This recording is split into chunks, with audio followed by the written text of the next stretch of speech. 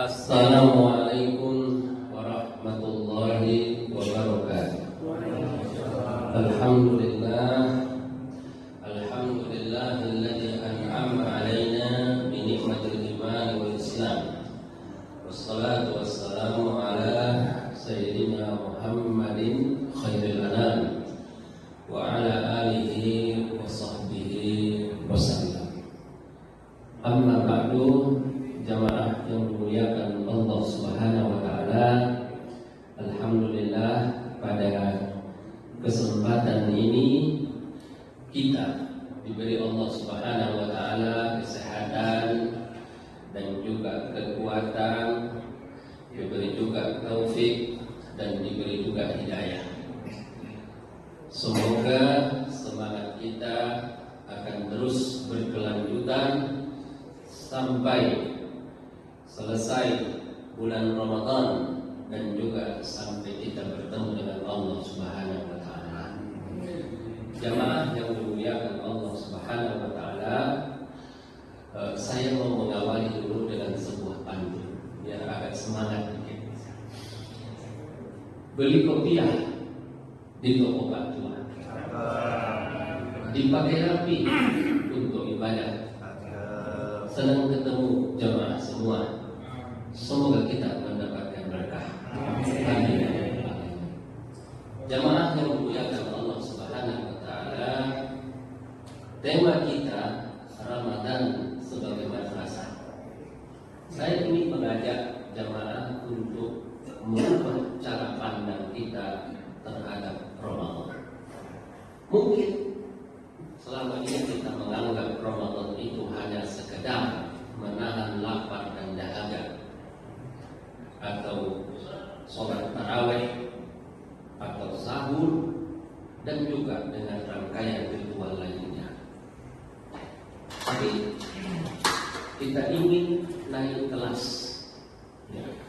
Kita ingin merubah cara pandang Ramadan itu bukan sekedar ritual, tapi dia adalah madrasah, sebuah sekolah yang akan menghasilkan alumni, ya, yang akan menghasilkan manusia-manusia terdidik, ya. Jadi kalau dia sekolah, maka berarti ada kurikulumnya dan ada mahasiswanya, dan mahasiswanya adalah kita mahasiswanya. Kurikulumnya nanti ada 3 kurikulum, jamaah yang dimuliakan oleh Allah Subhanahu wa taala. Jadi Ramadan itu adalah institusi pendidikan rohani, ya, artinya disinilah kita membentuk kepribadian kita. Disinilah kita membentuk, mentalbiah jiwa kita, dan tujuan akhirnya adalah menjadi alumni yang bertakwa kepada Allah Subhanahu wa taala. Apa dalilnya? Ya ayyuhalladzina amanu kutiba alaikumus shiyam. Hai orang-orang yang beriman. Ini panggilan kasih sayang, panggilan sayang dari Allah kepada kita. Hai orang-orang yang beriman. Apa pesan yang terdapat dalam ayat ini? Bahwa sekolah ini modalnya iman. Kalau kita sekolah di kampus, modalnya UKT, uang pendaftar. Tapi kalau sekolah di Ramadan ini, modalnya adalah iman. Percaya akan janji Allah, percaya akan surga dan neraka, percaya akan pahala dan dosa. Ini modal utama. Tanpa ini, kita tidak bisa sekolah di Ramadan ini. Karena kutiba alal ladzina min qablikum, sebagaimana diwajibkan kepada orang-orang yang sebelum kamu. Ini menunjukkan kita ada teman, kita ada kawan. Bukan kita yang pertama kali dan bukan kita yang terakhir kali, ya. Kita adalah melanjutkan dari perjalanan sekolah Ramadan ini, ya. Pendahulu kita juga sekolah di Ramadan ini, ya. Maka kita pun mengikutinya. Kemudian ditutup dengan la'allakum tattaquna, mudah-mudahan kamu menjadi orang yang beriman kepada Allah Subhanahu wa taala. Yang pertama, jamaah dimuliakan oleh Allah Subhanahu wa taala, kedisiplinan. Coba kita di bulan Ramadan ini paling disiplin orang Indonesia itu paling disiplin. Ya, pas berbuka, buka puasa paling disiplin.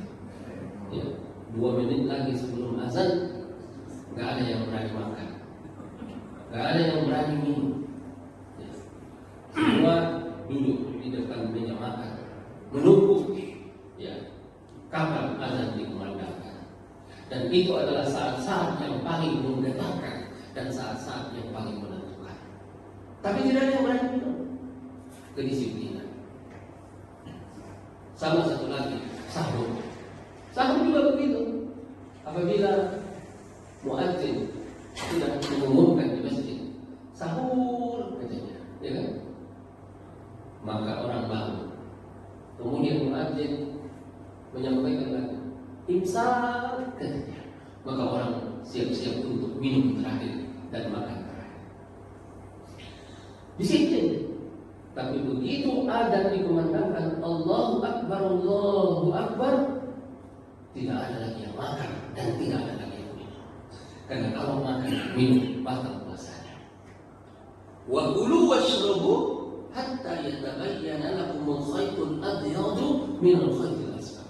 Makan dan minumlah kamu, kata Allah, sehingga tampak bagi kamu benang putih dan benang merah. Itu maksudnya kiasan daripada sudah terbit pada mendekatkan waktu sholat subuh. Begitu disiplinnya kita di bulan suci Ramadan, apalagi pada waktu sahur dan pada waktu berbuka. Tapi yang ingin kita hasilkan adalah bagaimana supaya kedisiplinan ini kita bawa ke dalam kehidupan sehari-hari. Kita bawa ke dalam sholat berjamaah. Sholat berjamaah apabila azan sudah dikumandangkan, kata Imam Hasan Al-Banna, aqbil ila sholati mata sami'tan nida mahma kana bidzur. Ya. Lakukan sholat berjamaah apabila engkau telah mendengarkan azan, apapun kondisinya. Itu bentuk daripada kedisiplinan. Ternyata jamaah rahimakumullah, kedisiplinan ini berlaku pada alam semesta. Lihat matahari terbit setiap pagi. Dia tidak pernah telat. Paling disiplin matahari itu. Bulan juga disiplin pada orbitnya. Tidak pernah Ramadan itu 35 hari. Dan tidak pernah pula Ramadan itu kecepatan 20 hari. Dia disiplin terus ya, antara 29 sampai 30. Pernah satu kali 28 tahun berapa itu. Tapi tidak pernah keluar dari sejak dunia ini berdiri sampai hari ini. Disiplin. Bayangkan Pak, kereta api, jadwal kereta api kalau nggak disiplin, apa yang terjadi? Wah, terjadi dia jalan semaunya, berhenti semaunya, ditabrak dari belakang. Jalan semaunya, tabrak kereta api yang lain. Ya. Jangan kalah kita sama kereta api. Kalau kereta api bisa disiplin, kenapa kita tidak bisa disiplin? Ya. Yang paling menarik lagi adalah kita disiplin dengan fitnah yang terbesar di zaman ini adalah fitnah media sosial. Berapa banyak waktu kita terpakai untuk media sosial? Ada tadi Syekh saya dengar di waktu saya sebelum berangkat ke sini mengatakan khatam Quran itu hanya butuh waktu 10 jam. Makanya kalau ada acara semaan katanya ya, acara tradisi kalangan NU itu dari jam 5 pagi sampai menjelang berbuka udah khatam. Jadi satu hari dari pagi sampai sore kita khatam 30 juz. Sementara kita 1 bulan belum khatam juga. Bukan tidak punya waktu, bukan tidak sempat, tapi masalahnya kita tidak menyempatkan diri. Atau mungkin kita tidak mendapatkan taufik dan bimbingan dari Allah Subhanahu wa Ta'ala. Jadi kedisiplinan ini luar biasa. Ada orang menggunakan kedisiplinan ini untuk akhiratnya. Ada orang untuk dunia dan akhiratnya. Ada untuk dunia saja, Pak. Di Cina mereka bisa bikin stasiun kereta api hanya dalam waktu 9 jam. Satu malam mereka besoknya udah jadi stasiun kereta api, Pak. Dengan mempekerjakan 1.500 pekerja di Cina. Bayangkan 1.500 pekerja itu gimana mengkoordinasikannya, ya, tidak saling bertabrakan, ya. Kemudian masing-masing bekerja sampai menjadi sebuah stasiun kereta api. Itu tidak mungkin terjadi 9 jam kecuali karena kedisiplinan tingkat tinggi. Di itu F1 itu yang lomba balap itu, Pak. Mereka ganti ban mobil itu hanya dalam 2 menit selesai. Kenapa? Karena disiplin. Jamaah yang dimuliakan Allah Subhanahu wa Ta'ala, kita harus disiplin dengan waktu kita, baik untuk kepentingan dunia, apalagi untuk kepentingan akhirat. Karena sesungguhnya waktu yang diberikan Allah kepada kita terbatas. Kuota kita itu sedikit, Pak. Setiap hari berkurang terus. Jatah kita di dunia ini berkurang terus, sementara amal kita hanya segitu-gitu saja. Apalagi ini di bulan suci Ramadan, sebentar lagi kita akan memasuki 10 malam yang terakhir. Makin ke atas ini, makin kita perketat, makin kita serius, makin kita sungguh-sungguh. Walladzina jahadu fina lanahdiyannahum subulana. Kalau kita sungguh-sungguh, Allah berikan jalan. Nah, jamaah yang dimuliakan Allah Subhanahu wa Ta'ala, itu yang pertama, madrasah kedisiplinan. Artinya apa, Pak? 30 hari kita dilatih dengan kedisiplinan tadi pada saat berbuka dan pada waktu sahur. Tapi janganlah hendaknya kedisiplinan kita itu hanya pada waktu berbuka dan pada waktu sahur. Mari kita bawa ini kedisiplinan ini ke dalam sholat berjamaah, ke dalam penggunaan media sosial, ya, kepada bacaan Quran. Bacaan Quran. Pernah saya sampaikan, ya, bacaan Quran itu jangan baca Quran kalau sempat, tapi sempatkanlah membaca Al-Quran. Ada waktu bagi kita untuk baca Quran yang tidak bisa diganggu, yang tidak bisa disalahgunakan Allah. Jamaah yang dimuliakan Allah Subhanahu wa Ta'ala. Kurikulum yang kedua adalah kurikulum kejujuran. Kita dilatih untuk jujur sebenarnya di bulan suci Ramadan ini. Kita mahasiswa dan mata kuliah kita adalah kejujuran, ya. Dan latihan kejujuran itu dari mulai subuh sampai malam. Jam 1 siang nanti misalnya kita lagi lapar, kita pergi ke dapur, kita buka kulkas, ada anggur, ada minuman segar, ada ayam goreng, ya. Tapi kita tidak makan, kita tidak minum itu minuman segar, ya. Padahal tidak ada yang lihat, tidak ada yang tahu. Kenapa? Karena kita yakin dengan apa? CCTV Allah Subhanahu wa Ta'ala. Inna rabbaka labil mirsad. Sesungguhnya Tuhanmu memantau gerak-gerik. Tapi kalau kita hanya bisa jujur pada saat pada saat berpuasa, itu belum berhasil, Pak. Kita berhasil manakala membawa kejujuran ini, kita bawa kejujuran ini ke pasar. Pada saat kita berdagang, ujian apa yang sebenarnya ada dan tentang kejujuran itu bukan pada saat berpuasa, tapi pada saat kita sedang berada di pasar, ya, ada kesempatan untuk mengurangi timbangan, curang pada timbangan, berbohong pada pelanggan, ya, menipu, memalsukan barang. Kalau ini diterapkan, maka tidak ada lagi konsumen yang tertipu. Sekarang kita kalau belanja di pasar harus hati-hati, Pak. Ya. Kenapa? Karena takut ketipu. Belum lagi kalau bengkel mobil, ya. Bengkel juga begitu. Kadang-kadang belum siapnya untuk diganti seperempatnya. Dia bilang diganti, gitu, supaya dapat untungnya gede.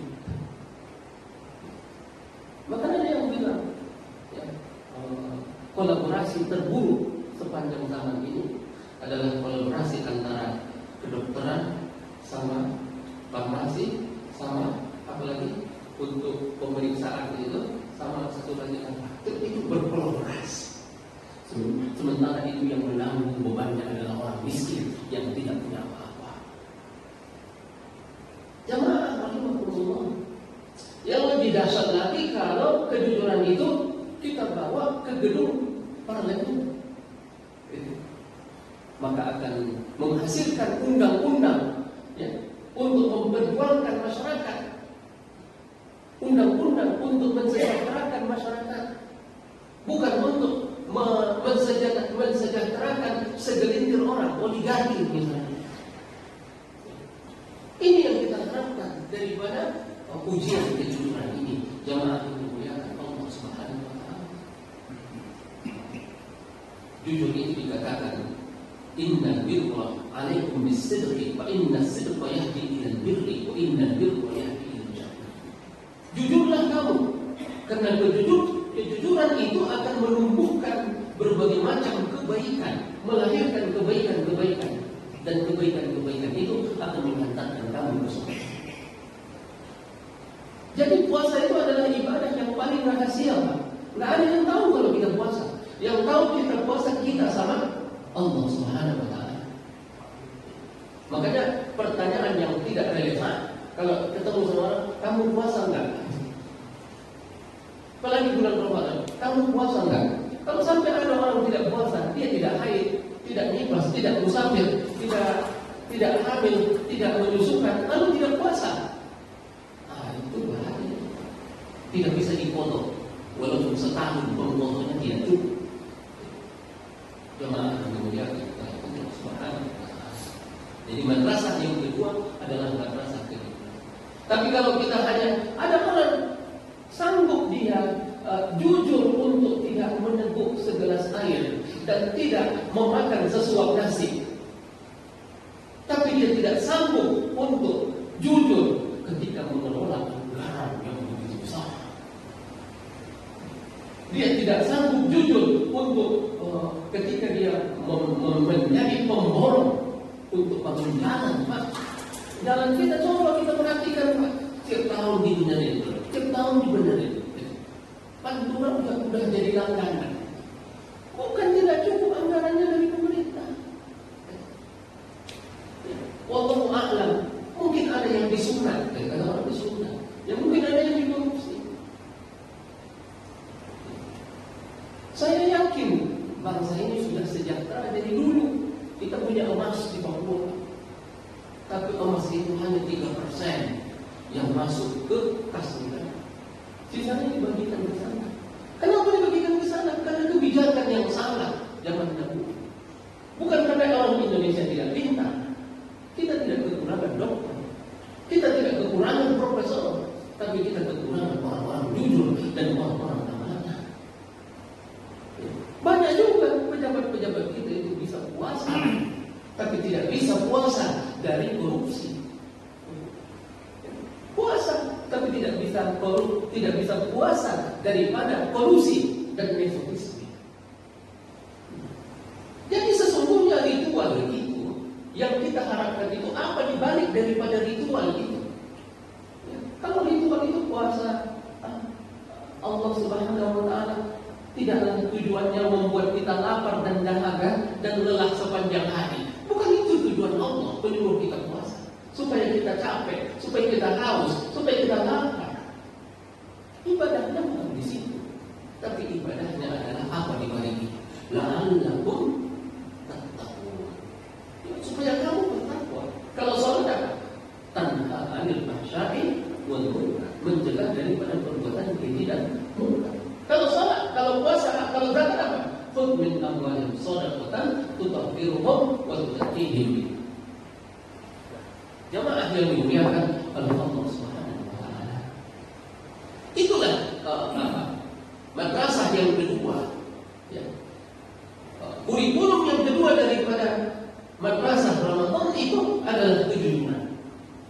Dan kita nanti insya Allah ini sudah kelas udah pertengahan ini, Sudah kita sudah masuk semester 2. Cuma 2 semester. Ya. Kita sudah masuk semester 2. Sebentar lagi kita menjadi alumni.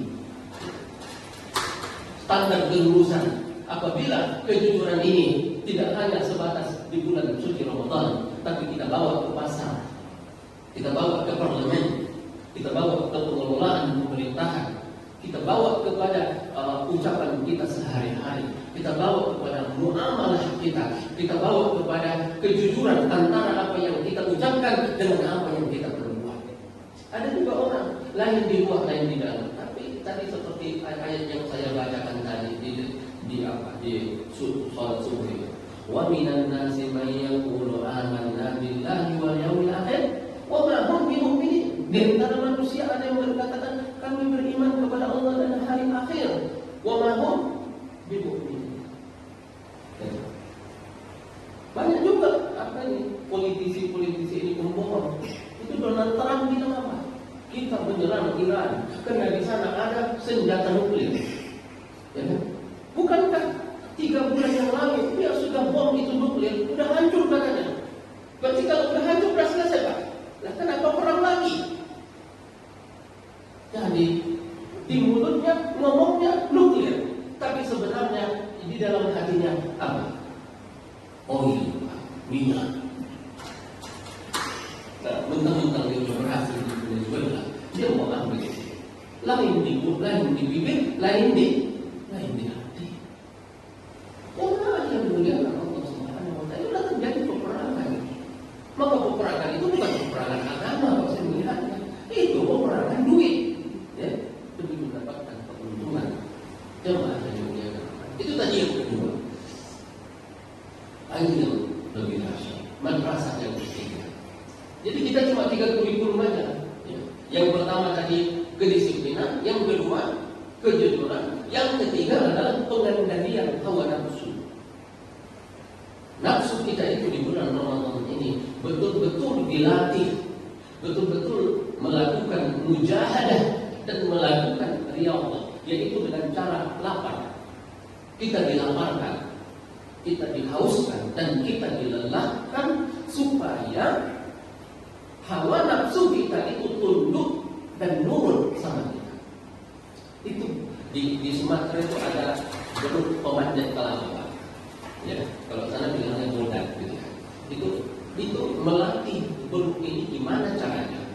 Itu dibikin lapar dia, Pak. Dibikin lapar, selapar-laparnya baru disuruh dia untuk menjatuhkan kelapa. Kalau udah jatuhkan, kasih makan. Nafsu yang ada di dalam diri kita ini, kalau dia kenyang, dia susah tunduknya, susah patuhnya. Bal batta'na haula'i wa aba'ahum fatala 'alaihimul amadu faqasat qulubuhum.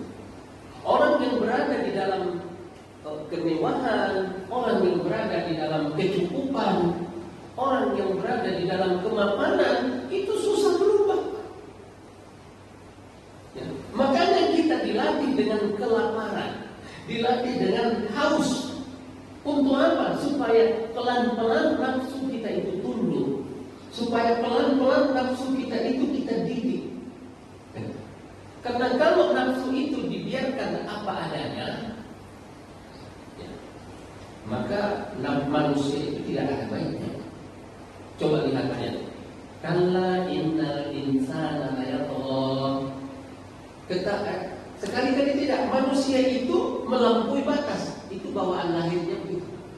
Apalagi wa innahu lihubbil khairi lasyadid. Dan sesungguhnya dia sangat rakus kepada harta. Lebih rakus dari monyet.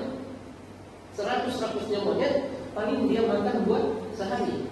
Tapi kalau manusia, 100-100-nya manusia, wah, seluruh dunia ini dikasih tidak cukup sama dia. Nah, jadi tabiat dari manusia itu kalau dibiarkan apa adanya tanpa dilakukan intervensi, maka itulah yang disebut dengan nafsu ammarah bisu. Innan nafsa la'ammarah bisu. Sesungguhnya nafsu itu la'ammarah. Coba di situ kalau kita belajar, nah La ammar, la di situ bukan nafi. La di situ litakid untuk menguatkan. Sungguh-sungguh. Ammarah bukan mestinya kan amiratun bisu'i, Pak. Amiratun bisu' memerintahkan. Tapi ini sifat mubalaghah. Ammaratun bisu'i sangat memerintahkan kepada kejahatan, kemungkaran dan kekejian. Jadi nafsu itu Pak, kalau kita turuti, nyuruh kita marah-marah terus. Di rumah marah-marah, antrian nanti marah-marah, di jalan raya macet marah-marah, apa lagi? Sama istri bertengkar marah-marah, anak membuat ulah marah-marah. Itulah terus, itulah nafsu kita, nafsu amarah bisu. Kalau tidak diintervensi, bawaannya marah terus. Sama satu lagi apa? Dia suka harta, suka wanita, dan tidak peduli halal dan haram. Makanya nafsu kita itu harus kita latih, harus kita tarbiyah, harus kita sekolahkan. Dan sekolahnya adalah sekolah Ramadan. Maka kurikulum yang ketiga adalah kurikulum tentang pengendalian hawa nafsu. Ada ulama yang mengumpamakan nafsu kita itu seperti kuda liar yang baru ditangkap. Kuda liar, bukan kuda terlatih, Pak. Kuda liar. Kuda liar itu kita pakai, kita tunggangi. Apa yang terjadi? Ya, kita dibawa lari, tapi dibawa lari bukan ke tujuan, dibawa lari ke jurang. Ya, atau jatuh ke sungai, atau jatuh ke laut. Kenapa? Karena kudanya belum terlatih. Ya. Tapi kalau kita pinjam kuda dari Hambalang, ya kudanya Pak Presiden kita pinjam, itu pas enak lah. Kenapa? Karena udah dilatih, karena udah disekolahkan. Nafsu kita juga begitu. Kalau nafsu ini kita tunggangi terus, ya, tanpa dia dilatih, tanpa dia disekolahkan, maka dia akan menjerumuskan kita.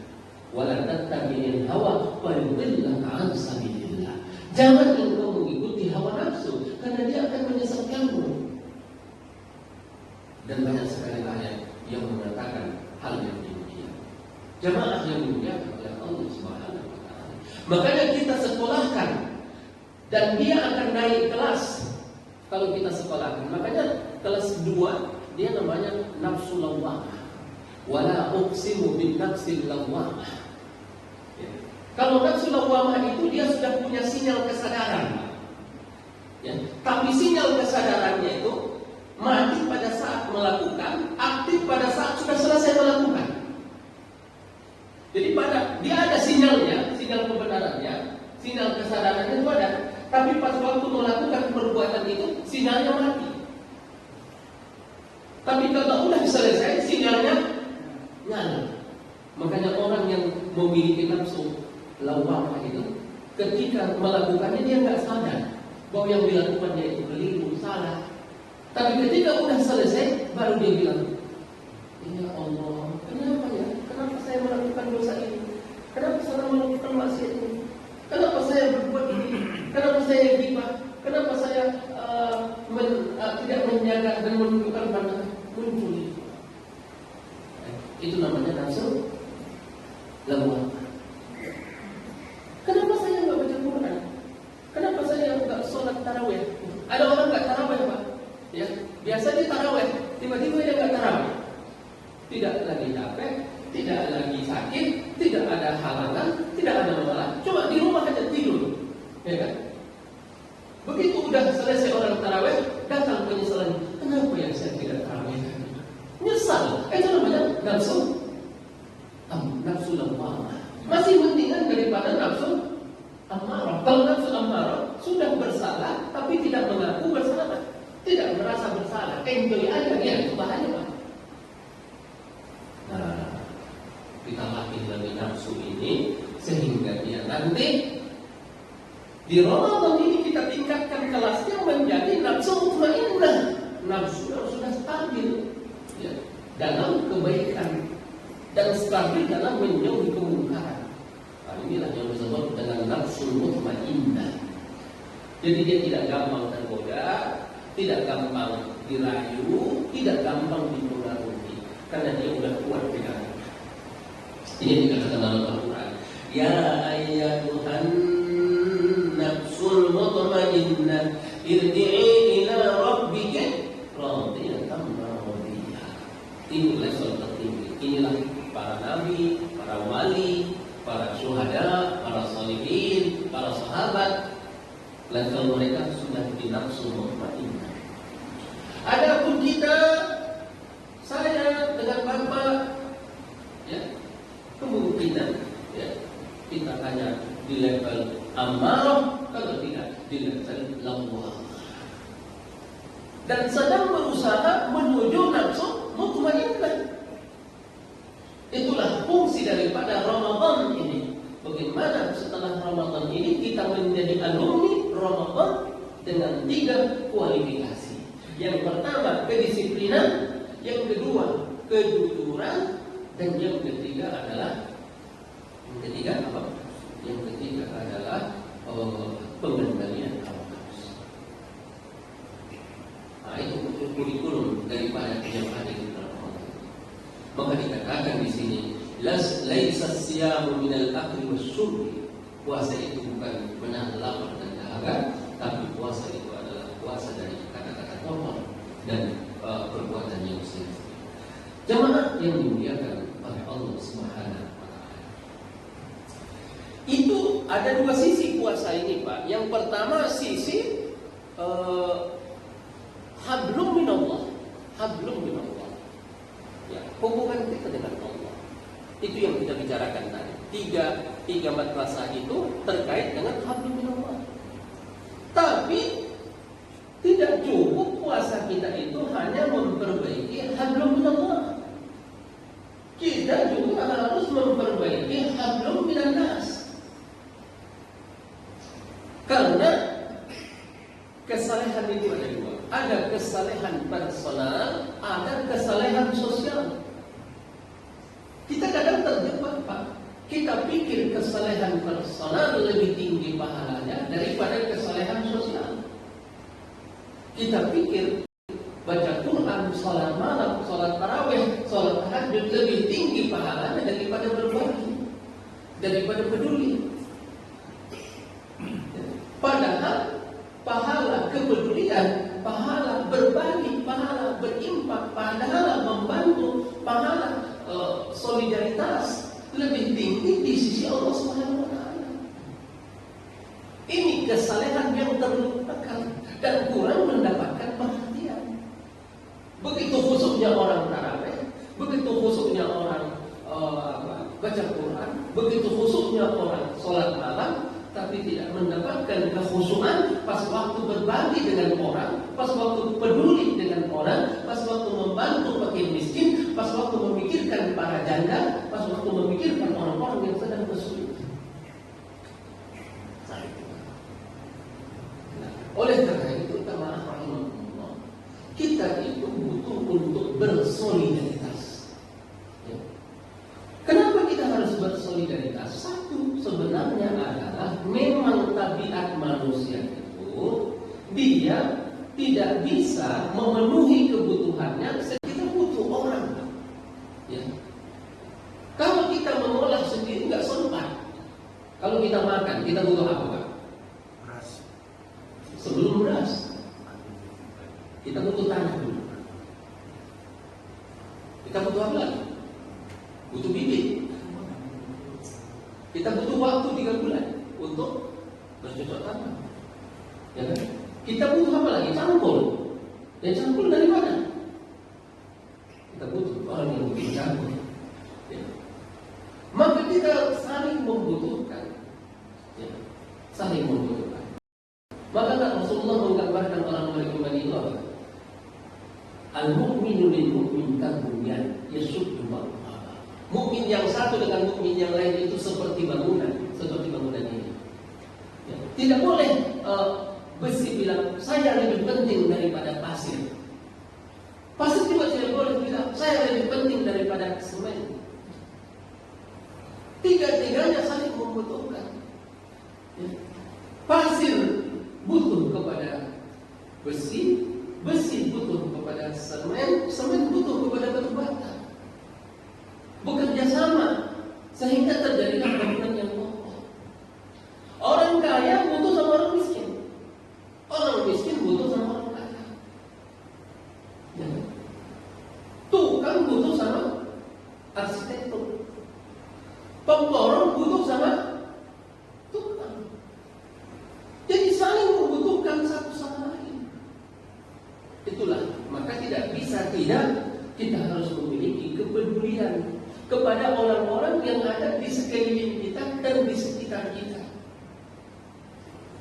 Saling kebutuhan itu, kalau teori Durkheim itu ahli sosiologi, ya.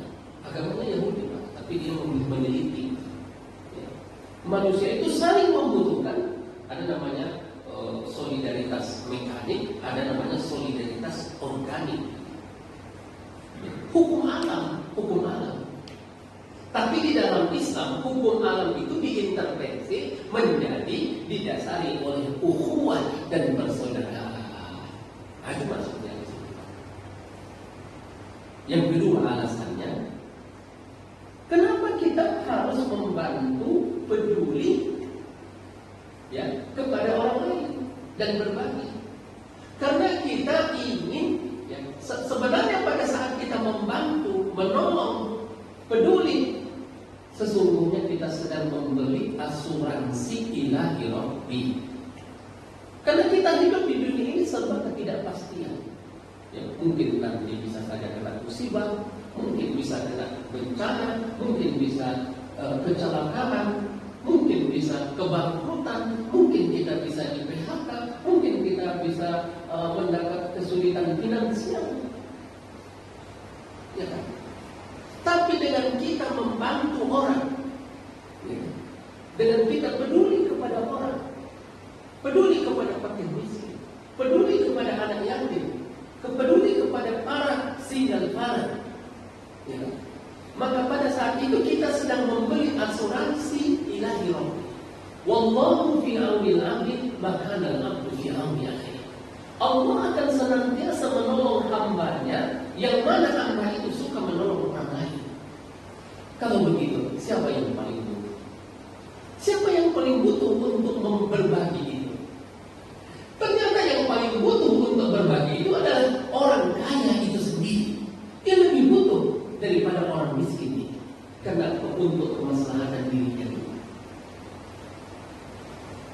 Wallahu fi aunil abdi makana al-abdu fi auni akhihi. Allah janji, dan Allah kalau janji pasti ditepati. Allah akan senantiasa menolong hamba apabila hamba itu menolong saudaranya. Makanya ada hadis mengatakan, idfa'u, tolaklah musibah itu dengan sedekah.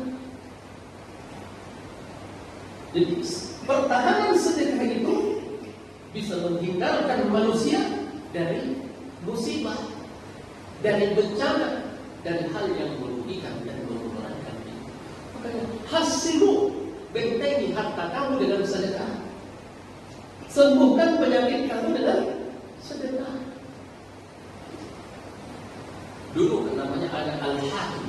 Al-Hakim itu Pak, dia di mukanya ini ada luka yang tak sembuh-sembuh. Sudah berobat ke tabib, kemana-mana sudah dibawa berobat, nggak sembuh-sembuh. Nggak sembuh-sembuh. Maka dia datang ke masjid As-Sahih, minta kepada Pak Imam, katanya, kepada panitia masjid, tolong nanti ya, pas waktu imam naik ke atas mimbar, tolong mintakan saya didoakan.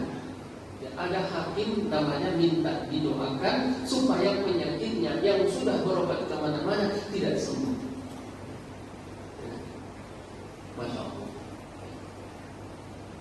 Disampaikan. Rupanya di situ Pak, ada seorang nenek tua ahli ibadah mendengarkan itu, mendengarkan permintaan hakim ini, lalu berdoa kepada Allah, ya Allah, sembuhkanlah orang ini, ya Allah. Ya Allah, dengan kesempurnaan, dengan sifatmu yang mulia, sembuhkan orang ini, ya Allah.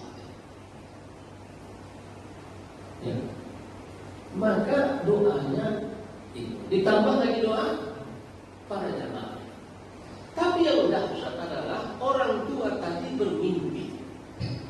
Dalam mimpinya dia bertemu dengan Rasulullah SAW.